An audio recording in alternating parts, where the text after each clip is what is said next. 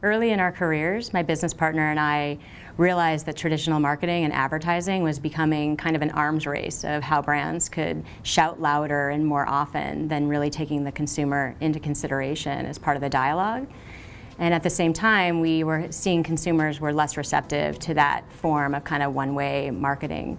As also time has evolved and technology has evolved so dramatically in our 17 years in business, consumers more and more are in control to kind of decide how they interact with brands on their own terms. And so we feel that strategic experience design is the best form of marketing to kind of bridge that gap and create more of a dynamic two-way interaction between brands and consumers.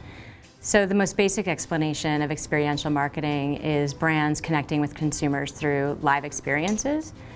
And traditionally that's been thought of those really in-person interactions, like at things like events or in-store sampling, sponsorships. At All Terrain we kind of build on that premise, and it's definitely about connecting brands with consumers, but we kind of apply what we call is strategic experience design, which is very heavily grounded in research and insights that takes us to some really strategically grounded interactions and experiences. And we don't limit ourselves to thinking about those taking place in live environments, because we feel that consumers don't really differentiate anymore between live spaces and digital and online spaces.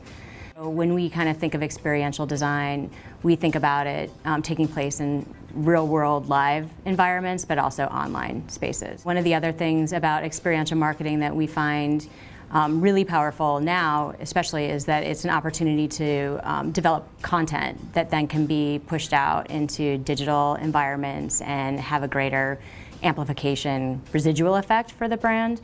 And it also provides an opportunity for the consumer to participate in some of the brand storytelling. Like any business, you really have to connect your programs and your efforts to actual business outcomes and results. We definitely make sure that we bake in some sort of ROI measurement into all of our programs. We typically will kind of work with our clients to figure out what are their business objectives, what are kind of key metrics in their world, and then build those into our programs. So for example, with an automotive client, a lot of our activations are tied to consumer lead generation. And so from there, we can measure through to dealer test drive visits and then even vehicle sales. So there's a very nice one-to-one connection between our activity and theirs. A program that we're really excited about is a program that we did for the Cosmopolitan of Las Vegas.